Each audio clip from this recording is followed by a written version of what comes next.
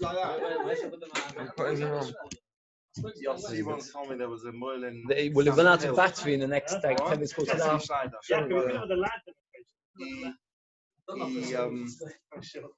He tried to Stamford Hill Moil as a circumcision. He tried to do that. Said he was successful. I think it's stupid to try it because.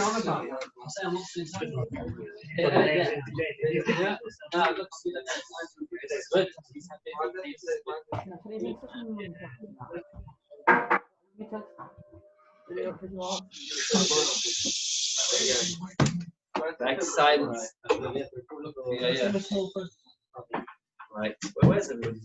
Sunday night, it's nice weather. Shane, it'll be recorded, hopefully. Where's the coat? I'm not really a public speaker, but I'm going to try to explain something that's beloved to me with a bit of, love. Right? So basically, to understand bris milah, we have to understand what a baby's born with and what we try to cut off. So, have a baby to understand before what we have. We've got over here a shirt sleeve. The anatomy is quite simple. So we've got here, my hand would be the top of we're going to call it the Torah, the mushroom shape. And if we understand, my shirt sleeve is the skin of the shaft, which is this white blue is the shaft skin, which is the skin that's covering the milah, and the white is the skin which is actually attached to the bottom of my wrist. Which if when the baby's born, you don't see any of that. You just see no mushroom at all. Actually, just see skin all the way till the hole at the top. Right. So we have the shirt sleeve, which is basically skin going all the way till the top, till the hole where he sells his urine, which is attached completely seamlessly with this white, which is stretchy, and it's attached to underneath the mushroom shape, which is my wrist at the moment. Yeah. So what we're trying to achieve when we do bris milah is we are trying to cut the outer sleeve, the blue sleeve, with a bit of white sleeve inside.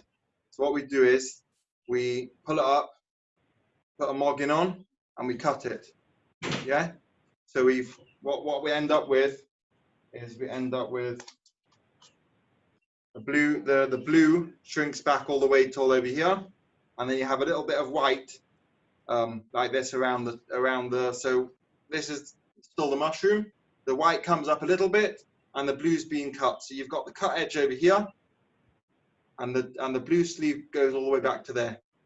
Priya would be folding this white back onto the shaft. Yeah. One more time. So we have a sleeve. We have a sleeve which is attached to below the wrist, which is one piece of skin all the way till. So this blue part is normal skin. Inside is like a stretchy skin, bit translucent, which is attached to the bottom. What we do is we pull this up, cut it, and we end up with a bit of blue and a bit of white left on. So the white's a little bit covering the gland still, the Torah. What we do is with Priya, we tear the middle bit and fold it back. And then what we do metzitza. We would suck it, make it bleed, because a dry cut doesn't heal nicely. And then we put a bandage around this cut edge, which is the blue and the white, to keep it attached to the gid. So so we've got chittuch, priya, metzitza. Yeah, so we've got the chittuch, which is a cut, which we use a moggin for. We use a izamol for, which is a double-sided knife. We've got sharp side on each side. And we have a moggin as well, which goes over the skin to make sure we get a clean cut. A moggin, which goes basically like this over the skin. And when we cut the skin off. Right? So we've got chittuch priya, which is tearing the white skin back and folding it back. And metzitza, which is making it bleed to have a wet cut, which heals better. Now the question is, on Shabbos, where would we have a case where we'd have tzitzin, which is in ein ma'akvin, or tzitzin shear is ma'akvin? So a case where we would have it. So first of all, what is this ma'akvin, not ma'akvin? The shear that we have to cut off is the top bit, we have to cut the skin covering the gland, covering the atara all the way from the top till below the wrist, till below the mushroom shape. That would be the orla, the rice. We have to take that off. Underneath is the stretchy stuff. If that doesn't get cut off, if it's folded back onto the shaft, if there's enough room, if it doesn't ride up straight away, that would be kosher deraisa. Now, if we would have left a bit of this stretchy stuff on the atara, that would be ma'akvin. We would go back, you've put the bandage on already, you realize that there's still this stretchy stuff which is covering the gland. We would go back, take the bandage off, tear it, pull it back. That would be completely deraisa. It would be all deraisa. Molveloy pora, someone who does a bris milah, which is cut the outer skin and he doesn't tear the inner skin and fold it back, would not be a bris milah. So that would be a case where he forgot to do priya, which I've seen actually happen on Shabbos, and someone around said, you know, you haven't done priya, do priya straight away. It was, you know, at the Shata Bris, so no problem with that. Now, another case where it would be even worse because the orla would be cut is in the old days, they didn't use to, like 300 years ago, they didn't used to use one of these. What they used to do is they used to grab the skin, pull it with a hand, which is because it's stretchy, it pulls, cut, so you get the knife, and you get the knife and you would cut, and you would try to not hit your fingers. So you'd be like, you know, cutting, but trying to not cut your top of your fingers. You've grabbed it, you're not sure how much you've grabbed. You finish and you're like, I'm not cut off enough. Why?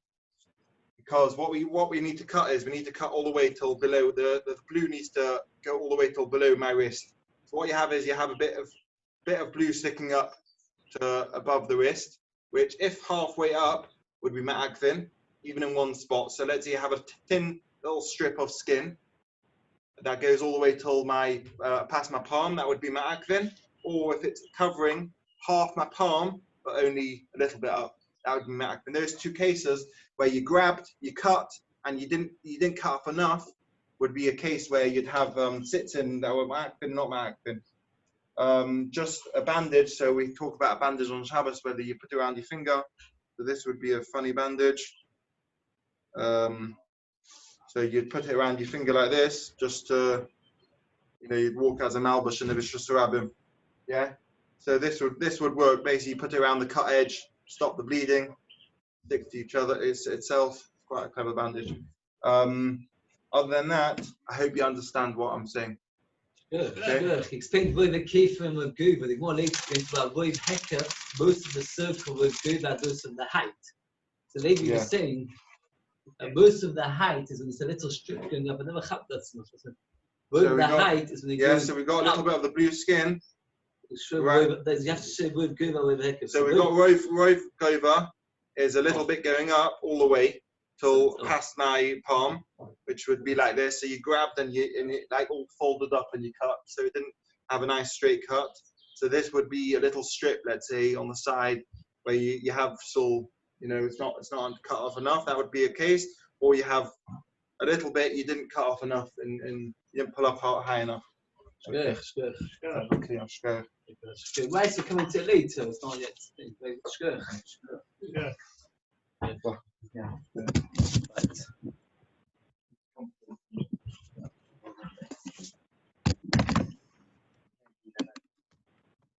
The other side, I think.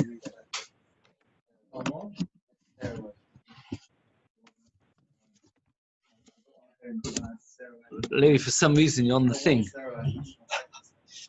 Now we just need to get a few baby boys to do it on. No? Ben Rose. Everybody who has a baby knows who to call. I'll call him. Not Levi the Mur, Levi the Geyser, if you remember from Shabbos. That the world says we used to call them the Geyser. Good evening, everybody.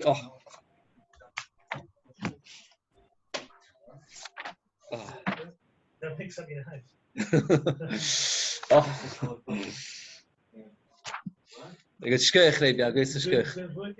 Yeah, it seems like it's working. Yes, Ian, are you okay there? Yeah, I can hear you. Yeah, no problem. Now you have nightmares about what Moila was. Tremendous chus of Bismillah, what Kali have done. It's a mitzvah which Chazal say we did with Simcha. I was once by a Talmud Chacham, he said to me, I don't get jealous easily, but I get jealous of one kind of people. It's the Moyanim, that they do such a special mitzvah. Okay. We're up to Daf Kuf Lamed Aleph, Amud Aleph, 10 lines from the top, a new topic. A much lighter topic, Baruch Hashem. Basically, in our Mishnah, we had the Machlikas Tanoim, Rabbi Lezer and Rabbi Akiva, regarding our Machshirei Mitzvah Doiches HaShabbos. Machshirei Mitzvah means preparations for Mitzvah. So let's say, for example, a person needs to do Bismillah. I forgot to bring the knife before Shabbos. So it's Machlikas, do we say Machshirei Mitzvah Doiches HaShabbos or not?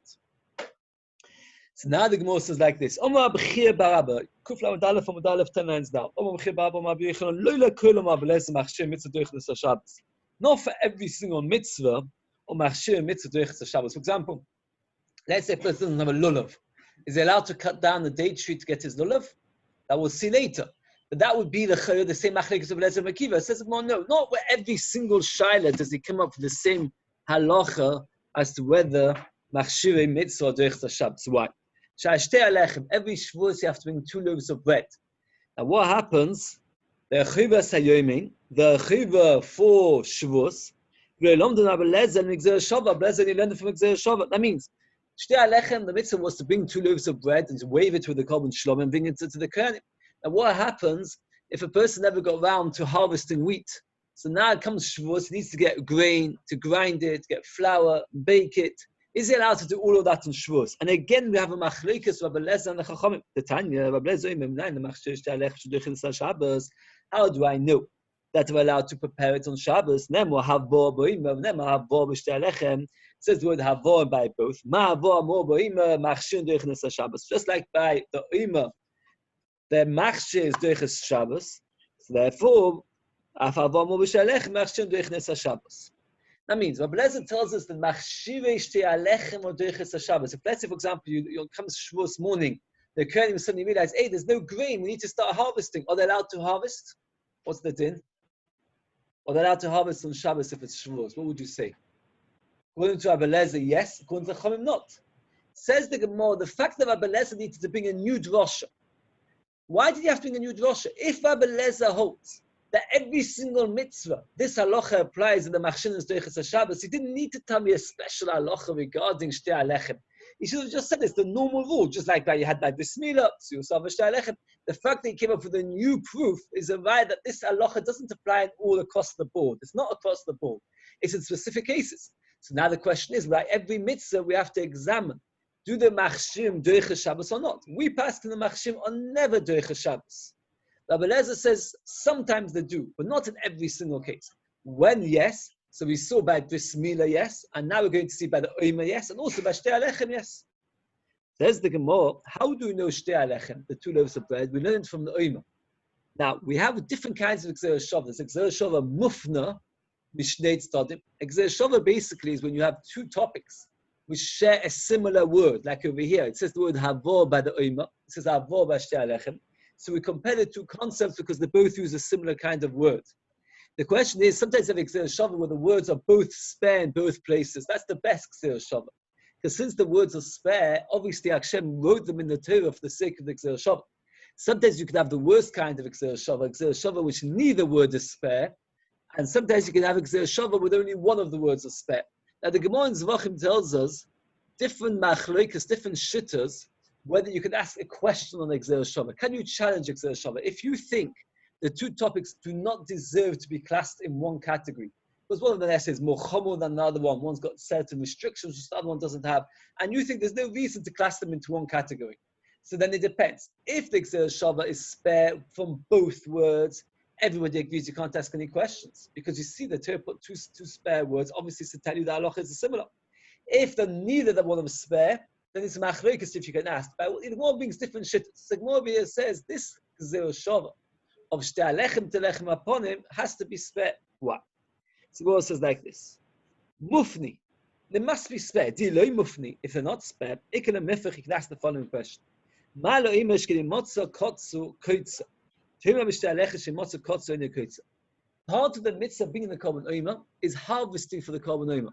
Let's say based in go, and they find that somebody harvests without intention for the oima. He just happened to have a harvest in his field. Can you use that grain for the oima? No. Because the Torah says, "Ukitzaltem es kitzur v'habesem," and we darshan the Gemara darshans menachos that just like the mitzvah of bringing them in the oima is important, harvesting for the Omer is important. So therefore, harvesting is the one exception. It's the only time where harvesting is part of the mitzvah. That means harvesting is actually part of the mitzvah. So therefore, by Omer, it's more, you can't compare Shtei Alechem to the Omer and say, just like the Omer is Doich Shabbos, the Machshir, also Shtei Alechem is Doich Shabbos, you can't compare. Because by Omer, you need to do a Ketzira, even if you find Kotzel, even if you find harvest, you have to harvest again. Oh. Then it's not, no, you have to do the harvesting. You don't have to do it on Shabbos, you can harvest before Shabbos, but the harvesting itself is part of the mitzvah. The Shtei Alechem, you don't need to. If you find grain, you can already make it straight from bread from that grain. So it's also like this. You have to harvest. So it says le'ai. Le'ai means indeed. Le'ai means indeed. Afnuye mufne, it is spare. Why? Why did it have to say twice, bring it? It must be spare.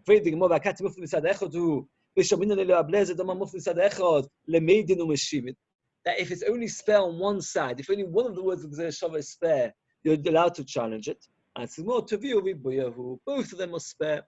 Since both of them are spare, because the Torah says we craft him and to view, Rashi explains. So the word to view is also spare. So therefore both words are spare, and since both words are spare, so therefore we have a good Gezerah Shabbos. You can't ask any questions. And from here we see that what? That a person is allowed to do machshirei Shtei Alechem or Doiches Shabbos. We learn it from the Korban. So now the Gemara said like this. What did the Bechir come along and tell us? The Bechir came along and tell us that Rabbi Lezer's din, that machshirei mitzvah Doiches Shabbos is not across the board. It's only in certain cases. The Gemara says, Limutei Mai. Which cases does Rabbi Lezer not say the machshirei is Doiches Shabbos? Which one is he excluded? If it's going to exclude lulav or tanya lulav or chamachshi of Doiches Shabbos to be Rabbi Lezer, Rabbi Lezer holds you allowed to prepare the lulav on Shabbos. So let's, for example, first day Sukkot is a Shabbos, and you suddenly realize you've got no lulav. According to Rabbi Lezer, you're allowed to go outside and cut down the lulav. Maybe it's coming to exclude Sukkot. Or tanya Sukkot v'chamachshi of Doiches Shabbos to be Rabbi Lezer. Rabbi Lezer holds that if you haven't built a Sukkot and it's first day Sukkot is a Shabbos, you can go and build yourself a Sukkot. So every case that we're coming up with, Rabbi Lezer says it is Doiches Shabbos. So how many cases do we have according to Rabbi Lezer that the machshirin, the preparation is Doiches Shabbos? Well, you've got Mila, Oima, Shtei Alechem. Right, then you've got Lulav, Sukkah, and Matzah. Lulav, Sukkah, and Matzah. So we said 6 so far. And Shofar. So 7. Lulav, Sukkah, Matzah, and Shofar. The Gemara is going to examine each one. You meant 4 over here. I meant from the beginning. So we've got 7. This kind of Dilsha kind of question that they would ask. How many different cases of Lezer said Machshin is Doiches Shabbos? Right? Mila, Uma, Shtei Alechem, Shofar, Lulav, Sukkah, Matzah. All these cases of Doiches Shabbos. Can you imagine somebody on Shabbos going to bake matzahs for Pesach? Hello. If you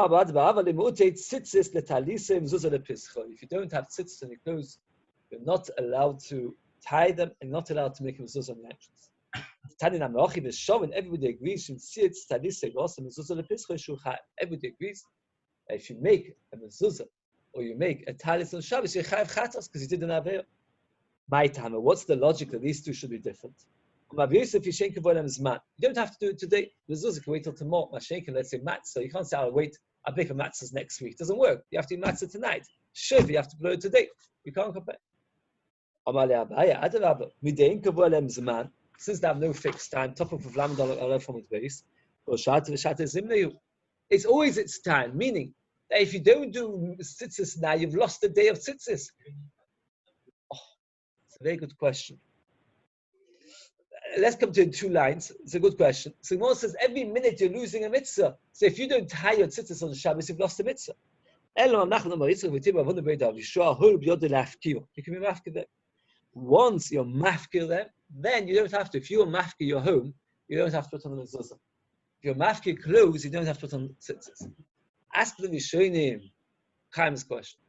Now, what's going on over here? What do you have to be mafkid them? Just don't put the tzitzis on. So that's a very big machlokas. Is there a din to put tzitzis on clothes which you don't wear? Is it chivas gava on the person, or chivas mona on the item? He doesn't have anything to wear.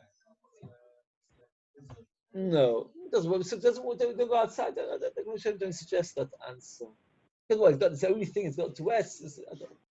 The one says like they say that we're going b'shitted. It's actually a mitzvah on the item. Tesis on the Aleph asks a few of these questions because Ma'aseh the Gemara could give other answers. But the Ma'aseh the Gemara says that the chiva of mezuzah and tzitzis is not quite as great, and since it's not quite as great, therefore it is not Deicha Shabbos. So we're going to now come on to the 7 cases which are Deicha Shabbos, 2 which are not. We're going to examine some of them. Omar ma, lulav v'chol machshiv Deicha Shabbos, hechsher lulav is Deicha Shabbos. Divrei Rabbi Eliezer, not Rabbi Eliezer. Where did he work it out from? Now, some of them we know mafurish. Later we're going to have a drasha for Bris Milah. The Gemara is going to accept a drasha. Omer we know, because the Torah says we've got a special drasha by Omer, because the Gemara says like this. The Torah says you must stop harvesting and plowing on Shabbos. And the Gemara darshans only things which you are doing it for your own sake. If you're doing it for Hashem, you're allowed to. So from there we darshan that you're allowed to harvest the Omer on Shabbos. So Omer we have a special drasha. Shtei Alechem, where do we learn Shtei Alechem from? Where's the drasha for Shtei Alechem? Are you allowed to do on Shabbos? That machshir. Shai, do you mind closing the door? I find you noisy. Mind? Oh, making Zeh Shova, Havo Havo, very good. But since the Torah says Havo Havo, that you shouldn't, so therefore we know, Omer from the fact that the Torah says B'chodesh v'kotze tishbois, that tells us Chodesh and Kotze, only Chodesh Kotze do a shus. Shtei Alechem, we do Zeh Shova. And now we're going to examine where do you know that you're allowed to cut down the lulav on Shabbos. Says where do we know from? If you say, just like I'm allowed to harvest for the Shtei Alechem, I'm allowed to cut down my lulav, you can't compare. That is a purpose for the Beis HaMikdash, therefore it's no way more important than lulav. Elo ma'akol b'yoyim. The pasuk says, "Lekachtem lachem b'yoyim harishon." On the day, what's the word? Just say b'rishon. Might have to say b'yoyim harishon. So it says b'yoyim afilu b'Shabbos, and then more explains. Ulamai halchasa. It means the Torah says you're allowed to take lulav b'yoyim even on Shabbos. Now, why did the Torah have to write it? If the Torah wants to tell you, even if a lulav is muktzah, which muktzah would the lulav be? Does anyone want to suggest? What's the machmas gufa? Yes, it's got no use. Very good. So therefore, you might have thought the Torah is coming to tell you that you're allowed to touch it, even though it's muktzah machmas gufa. It says, well, that can't be. It's a kolim ishri tiltul. Do you need the Torah to tell you the tiltul is mutter? Of course, it's mutter. Why is it mutter? Of course, min Torah, because tiltul is only issa d'rabanan. So the times of the Torah, there was never an issa of taking lulav. So the whole issa must only be much issa d'oraisa. So which issa d'oraisa can there possibly be in shaking lulav? Which issa d'oraisa is there in shaking lulav? It must be to prepare it, to cut it down from the tree, or to carry it to the shusavavim, etc. Therefore, again, the Torah says b'yoyim, which is spare. B'yoyim tells you allowed to shake lulav on Shabbos. What's the Torah telling you allowed to shake lulav on Shabbos for? Is it coming to tell me that I'm allowed to carry muktzah? What's that I'm allowed to shake muktzah? What's the chiddush? It must be for the machshirin, because that's the Torah. It says, what do they do? The words b'yoyim.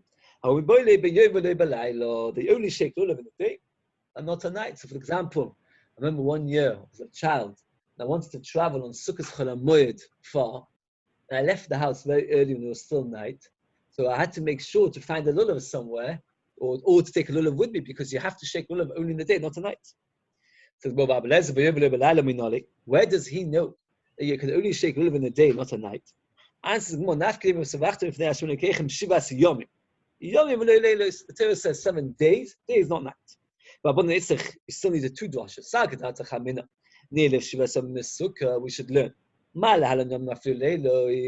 Just like the Torah says, you should sit in the sukkah 7 days. And yet we know that there's a mitzvah to sit in the sukkah day and night. Does anybody know why? Oh, the Torah says sit in the sukkah 7 days. How do you sit in the sukkah at night as well? It says Teishru. Teishru can to do with where you live. Just like you live in your house day and night, you're also supposed to sit in your sukkah day and night. So if you might have thought, just like the Torah says 7 days by sukkah, it means day and night. Af can also by lulav. Yomi afilu leilos kamash malom. So again, According to Rabbi Lezer, you're allowed to prepare your lulav on Shabbos. Why? Even if you get Beis Deraisa, because the Torah says B'Yom. What's the Torah tell you? You're even allowed to do sukkah during the day. It can't mean muksuk, that's obviously that's not also not anyway. So it must be machshir. Chachamim use the word B'Yom to tell you can only shake lulav during the day, not at night. He learns it from Shivas Yomim. Chazal say Shivas Yomim is not enough. Chachamim say because Shivas Yomim could mean day and night. Says the Gemara, let the Torah say the machshirei mitzvahs doiches haShabbos by the mitzvah of lulav, and we should learn oima and shtei alechem from them. Why did the Torah need to tell me by oima and by shtei alechem gzeir shava and by lulav? Just tell me by lulav, and once I know that by lulav machshir is doiches haShabbos, I'll know oima shtei alechem. Says more, lulav is more chomo because it needs our minim. And you need 4 species, therefore it shows a more of a chumrah. There are 2 ways to learn, a few ways to learn something. Well, now in this Gemara, we're going to be dealing with 2 ways. One's called Mamot Sinu, and one's called Kseo Shava. Mamot Sinu, and other sometimes it's called a Binyanav. What's a Mamot Sinu or Binyanav? A Binyanav and Mamot Sinu is like this. If I see that Tali has to do something, therefore I can assume that Levi has to do something, because we say, what's the difference, right? If I find there's something one has and not the other, then the Mamot Sinu is ruined. Why? Let's say, in this case, a bad example, I say Tali is a Kohen. Or there is also a Kohen. I say Tali and the Shiur is also a Kohen. Oh, Yossi. I say like this, say Yossi, if Tali does something, Yossi has to do it. I say, no, Tali is a Kohen, maybe you're not. But that's only by Mamot Sinu. But by Gzeir Shava, you can't argue like that. Why can't you argue by Gzeir Shava like that? Because the whole purpose of the Torah of making Gzeir Shava is to tell you that you're supposed to compare the 2. So when we have Gzeir Shava, you can't ask any question. You can only ask if it's a very big question. Sometimes you ask for Gzeir Shava. But just because there's a slight difference, doesn't work. But Mamot Sinu and the Binyanav, any difference works. The smallest difference, and you've ruined your Mamot Sinu. Because the whole basis of Mamot Sinu is, if I say by A, it must be by B. If A is different, I can't say by B. So now, we've learned the mitzvah that machshir doiches Shabbos in 3 cases. What's the 3 cases? The 3 cases was by oima, shtei alechem, and by lulav. So what's like this? Oima and shtei alechem. Why can't we learn lulav from oima and shtei alechem? Does anybody? Why can't we learn that oima machshir doiches Shabbos from oima and shtei alechem? Oh, because it's tzorich gevoya. Oima and shtei alechem is brought as a korban beis hamikdash. It's a need of Hashem. You're providing for Hashem. You can't compare when you're providing for Hashem to a case where you're doing it for your own personal needs. Ki'ilu you provide for Hashem. So it doesn't need anything that says it. Why can't we learn Oima and shtei alechem from lulav? Because lulav needs alva minim. So therefore you can't. How can we learn Oima from shtei alechem? And since it's Gzeir Shava, so since we learn Gzeir Shava, Oima from shtei alechem, so therefore we learn Oima. Sorry, we learn shtei alechem from Oima. I should say not. We learn shtei alechem from Oima. So therefore we have 3 different places. Lulav we learn from Lud B'Yom. Oima we learn from Chosh HaKotz HaTishbois. Shtei alechem we learn from Gzeir Shava, from shtei alechem to Oima. Says the Gemara, Sukkah. V'chol machshireo doiches haShabbos divrei Rabbi Lezer. We're not in Rabbi Lezer. Where did Rabbi Lezer learn it from? Now, what's the more going to suggest? We can learn it from all the other places we just suggested. If we're going to learn from shtei alechem, what's the more going to say? Why is that not a good reason? You need it for the Beis Hamikdash. Sukkah you don't. Don't learn from lulav because it's 4 minutes. It's Gzeir Shava. It says Shivas Yomim by Sukkah. It says Shivas Yomim by lulav. So therefore, just like by lulav, it's doiches Shabbos, also by Sukkah. Wait a second, you just said to me that by lulav it needs 4 minim. So how can you learn it out? Because now it's Gzeir Shava, very good. Before we suggested learn it out from lulav and Mamot Sinu, just like by lulav doiches Shabbos, also by Sukkah. Now, so the Gemara straight away said, no, you can't compare. Lulav is much different because lulav you need 4 minutes. But now the Gemara said, I'm not trying to learn it from a Mamot Sinu, I'm learning from Gzeir Shava. Gzeir Shava means the Torah put the same expression in both places. The Torah did it for a reason. What's the reason the Torah did it? To tell you that the halachas are similar. Says the Gemara, now the obvious question, the Torah should just tell me that machshir is Sukkah's doiches Shabbos and I can learn everything else, oima, shtei alechem, lulav from it. So no. Sukkah is more chomer, it applies at night and day. Lulav doesn't apply at night, oima doesn't apply at night, shtei alechem doesn't apply at night. So therefore you can't learn everything else from Sukkah because Sukkah is more chomer, it applies at night. And again, you're going to say it with the same logic. Why not? Why can't you learn from him and stay alechem? Shkein tzerich gevoya. Ima lulav, shkein ton abo minim. Ima sukkah, shkein negas b'leilus kabiyomim.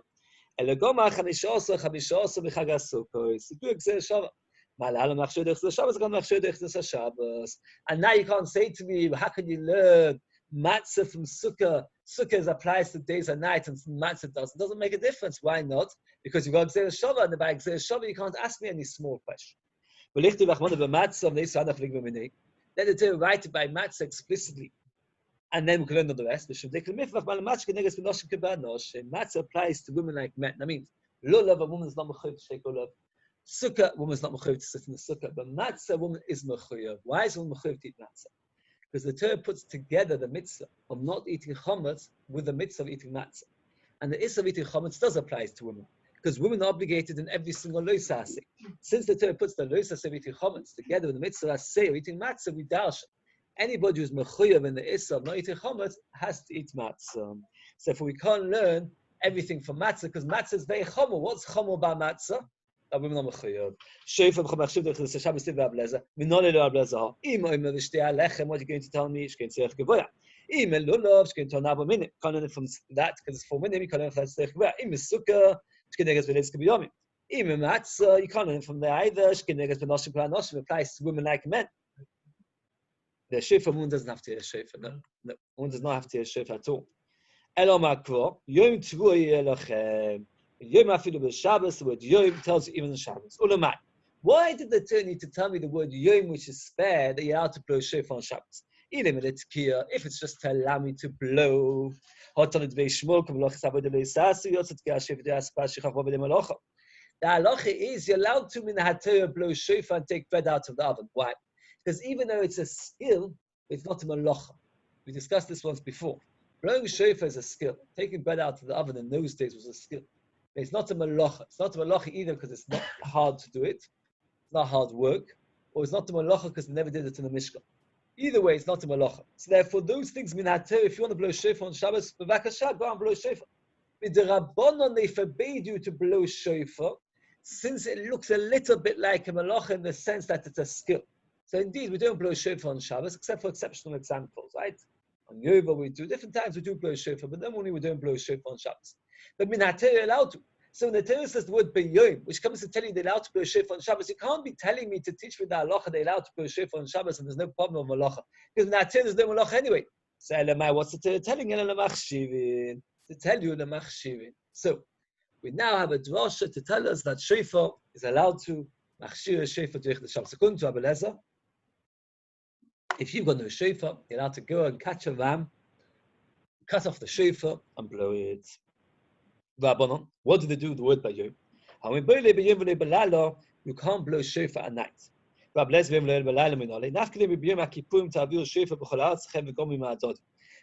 the Torah says you should blow shofar on Yom Kippur. And Yom blow shofar on Yom Kippur. And there it says the word b'yom, which teaches b'yom v'le b'layla. And we learn Rosh Hashanah from Yom Kippur.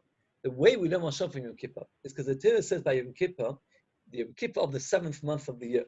And the Gemara asks in Rosh Hashanah, everybody knows Yom Kippur is the 7th month of the year. Everybody knows Tishri is the 7th month of the year. Why does it have to say the 7th month? To teach you that everything that happens in the 7th month is equal in the halachas that apply to it. That's how we dash in Rosh Hashanah. So therefore, since in Yom Kippur it says b'yom, and there it's spared to tell me b'yom, and that it's Deicha Shabbos, so too on Rosh Hashanah we learn b'yom that's Deicha Shabbos. And what's it Deicha Shabbos for? What?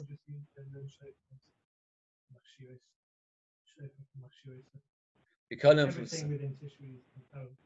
I suppose because we mean all blowing of shofars. I should say. Yeah, the halachas of blowing shofars is the same. Within, no, not all the halachas, actually, right. We learn more the side, which kind of shofar, which kind of thing. I'm talking about all blowing of the 7th month is the same. Very good. So the word says, why do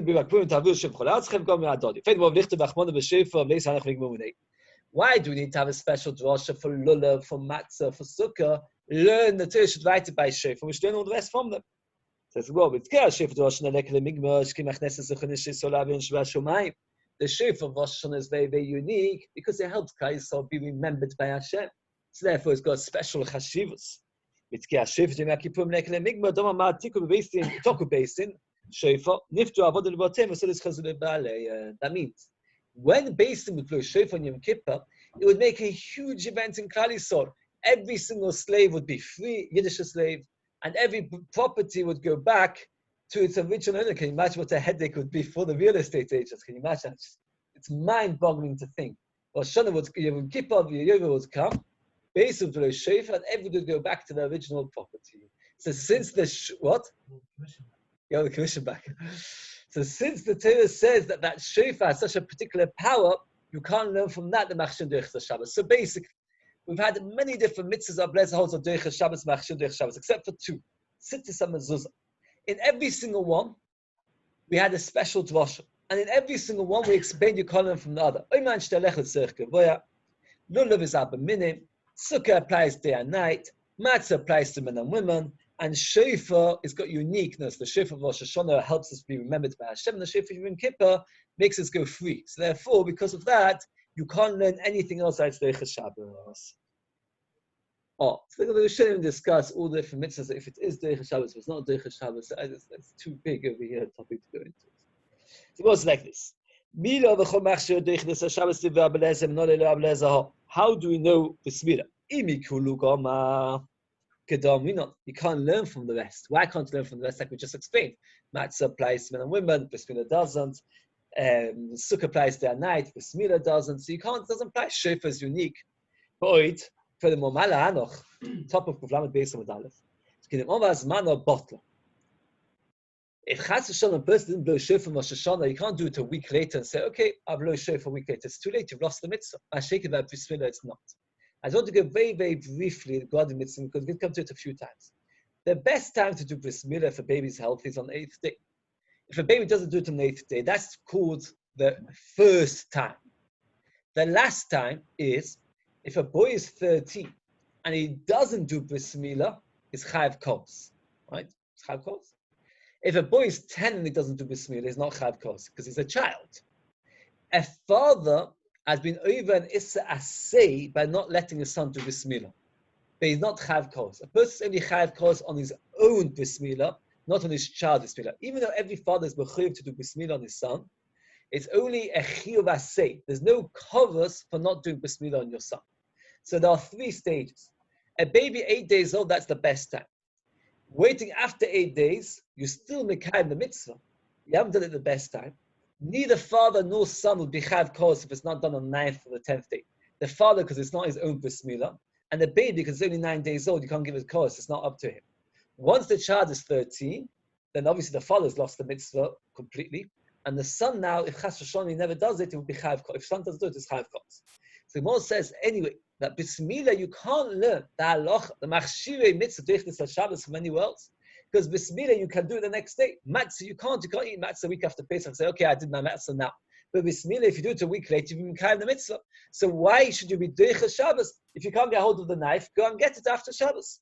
The word by Yom is spare. It could have said by Shmini, but I feel by Shabbos. The Torah should just tell us by bismillah and learn it from the rest. Hashem found the mitzvah of bismillah so special that the word bris comes up 13 times in the mitzvah of bismillah. Since it comes up 13 times, it's a very, very special mitzvah. So if you can't learn the halacha of all the other mitzvahs from bismillah, this is like a typical dilshu question. Which mitzvahs are machshir derech Shabbos? Where do you learn them from? And why can't you learn any of the others from them? And if you got it clear, it shouldn't be so difficult. You can't learn from Milah because 13 pieces, can't learn from Matzah, it applies to men and women. Sukkah because it applies day and night. Lulav Abba Minim. Omer Mishtei Alechem because it's Tzerich Kavai. Go through it. It says, well, Ad Kalipli Gabon on the label Machshiri Milah. No Machloikis is in the preparation of this Milah. Abba Milah Gufa Diva Kol Derech Shabbos. Everybody agrees doing a Bismillah is allowed on Shabbos. Minolam. How do you know that to Bismillah on Shabbos? Oma Ola Alocha. It's halacha le'Moshe Sinai. B'chinam Abitzchak halacha. It's halacha le'Moshe Sinai. Oh, the Gemara will discuss it soon. Why do we need to come to halacha? Because you've got the drasha by Yom Hashmi. This is what makes me. How do we know that to save a person's life, you're allowed to Muhammad Shabbos? A kal v'chema, interesting kal v'chema. Ma mila shiachas meivov shel adam doiches Shabbos. If bismillah, which is only one limb, is doiches Shabbos, kal v'chema l'pkoach nefesh doiches Shabbos. Now, this kal v'chema is very strange. The Rishonim discuss it at great length, and there are two basic mahalchim in the Rishonim how to understand this kal v'chema. We say if milah is doiches Shabbos, pkoach nefesh is doiches Shabbos. The question is, what's the word? Is the connection? The Tosfos of Rosh explains interestingly that bismillah heals a part of the body, fixes a part of the body. Before a person's done bismillah, that part of the body is incomplete, it's unhealthy, it's dangerous. So just like we see that milah which saves a tiny part of the body, is Doiches Shabbos, to save the first person's entire life, of course it's Doiches Shabbos. That's the kal v'chema. That to save one limb of the milah is Doiches Shabbos, kal v'chema the whole body. The Ramban gets very upset with the Tosfos of Rosh. Why does he get very upset? Because the bismillah is a separate mitzvah on its own. So therefore there's a mitzvah to do something to it. Okay.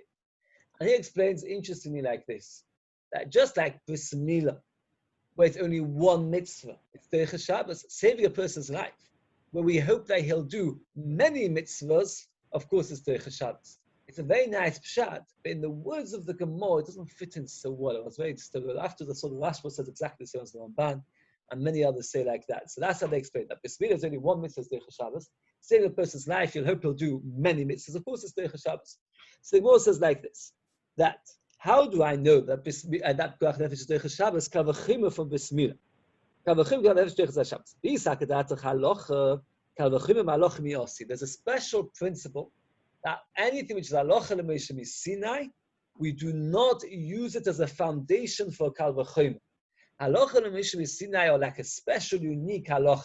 A kal v'chema is based, and if I say to do A, so of course somebody else greater should do B, etc. You can work it out.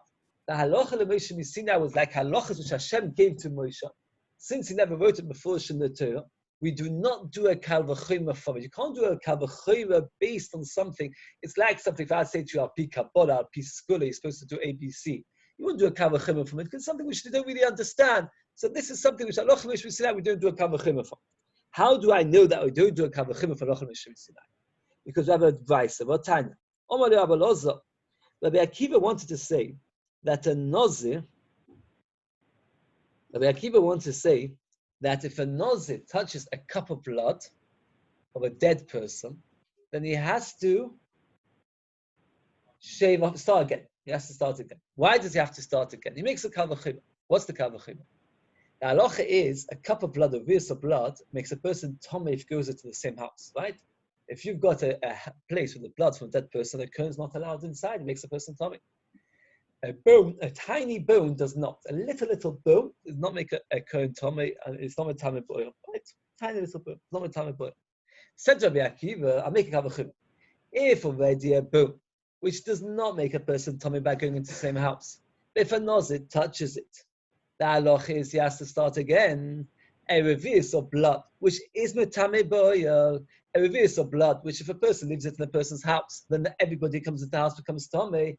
Kal v'chema, if a nazir touches it, that it becomes tummy, and he has to start again.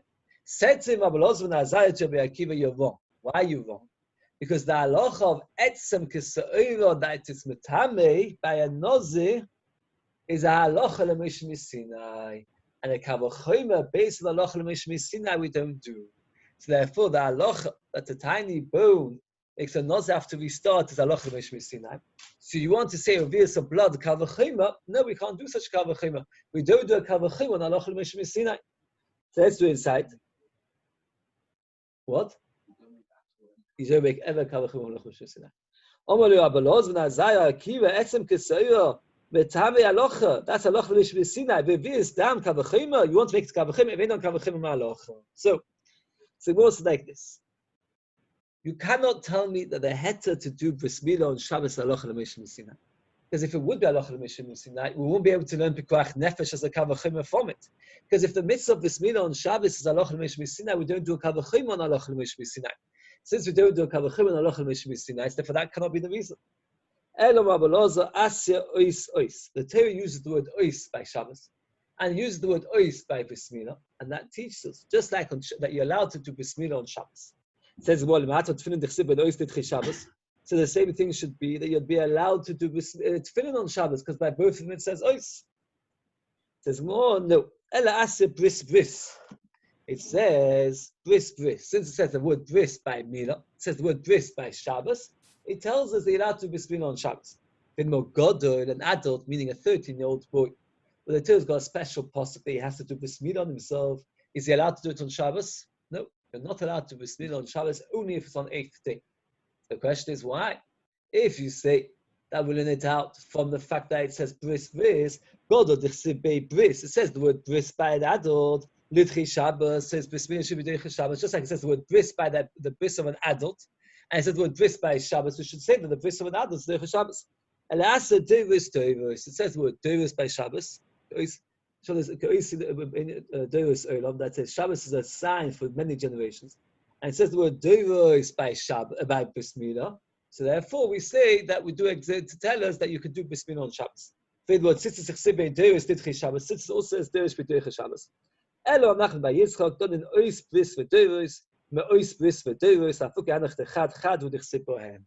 Since by bris milah it uses the word ois, bris, and doros, and by Shabbos it says ois, bris, and doros, it tells us that you can do bris milah on Shabbos. Oh, what about tzitzis? Tzitzis only says the word doros, it doesn't say ois and bris. What about tefillin? It says ois, it doesn't say bris and doros. What about the bris of an adult? It says bris, it doesn't say ois and doros. So therefore, only when you've got all three is a doich Shabbos. Since by Shabbos it says ois, bris, and doros, and by bris milah it says ois, bris, and doros, anything which has all three is doich Shabbos. Rabbi Yechon Omar Kor, like you said, b'yom afilu b'Shabbos, that even on Shabbos you can do bris milah because it says the word b'yom. Omar Yishlokish Rabbi Yechon on the matter, b'chusrei kapor, somebody who didn't have all his kabbonos. So just explain very, very briefly. There are certain tumas where you have to wait a certain amount of time, like a zov, he has to wait 7 days. Then he goes to mikvah, and then he has to bring a kol. That's a zov. Before he goes to mikvah, then he's considered completely tummy. Once he goes to mikvah, and he has to wait for a certain amount of time, he's called mechusas man. Right, he's missing time. Once he's been to mikvah, and he's waited a lot of time, and he still needs to bring a korban, he's called mechusrei kapor. And at each stage, his tumah goes down a little bit. Once he tumahs, his tumah goes down a little bit. Once the time is allotted, the tumah goes down even more. And then once he brings the korban, the tumah's gone away completely.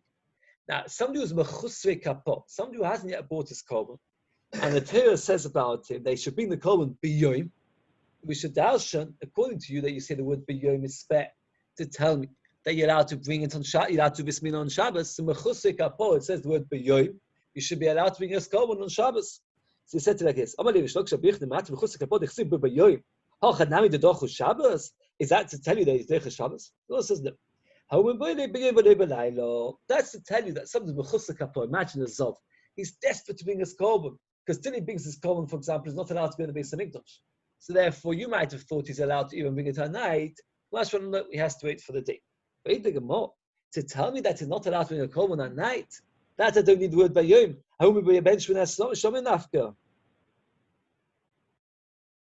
That you need it. Sorry. Oh, sorry. The Lord says that you need it, that you can't bring it at night. So the Lord says that will learn for sure. So the Lord says, that will learn it out from Yom Savosi. So you don't need bayom after Laila. That bayom not balayla. So the Lord says no. After the Nafka Yom Savosi, it's the Sag that Hamino Vachosach when I lay last with Dalus.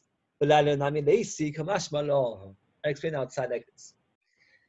The Torah tells us b'yom tzavoisei. The word b'yom tzavoisei is a general pasuk regarding all korbanos that Hashem told Moshe Rabbeinu on the day that He commanded that all korbanos can only be brought during the day. There's never a korban which is ever brought at night. B'yom tzavoisei, on the day He commanded all korbanos of the day. Then we have another pasuk by mechusrei kapor b'yom.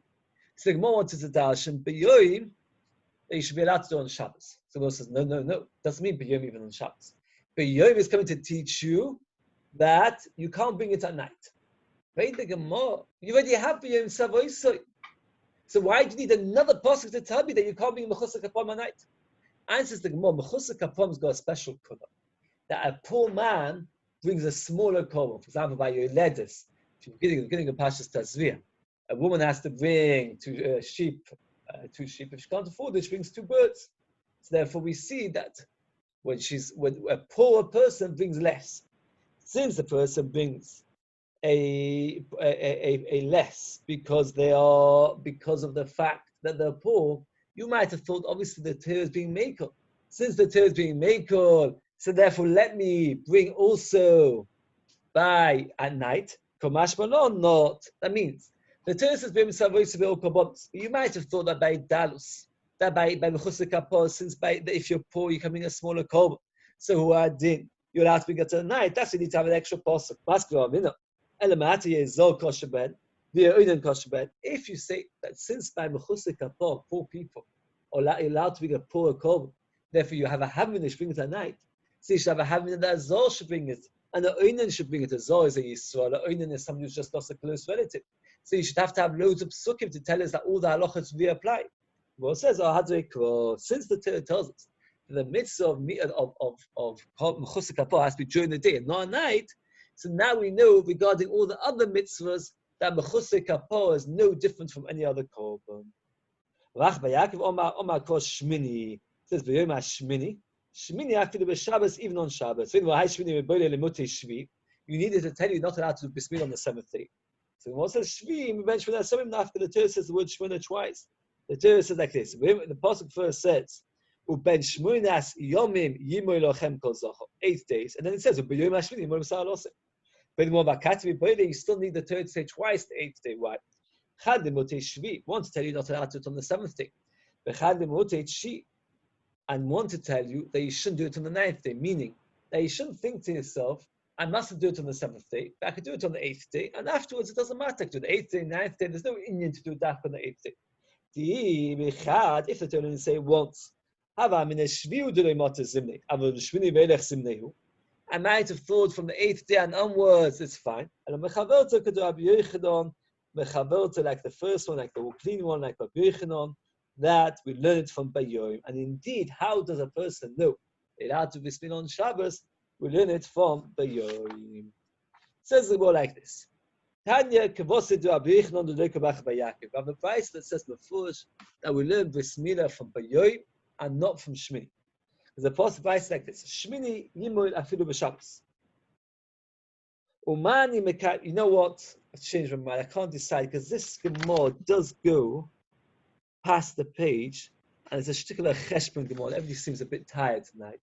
So what we'll do is a Sunday. We'll start Tanya Kavose again from the first white line on Kuflam and Beis Samud Aleph.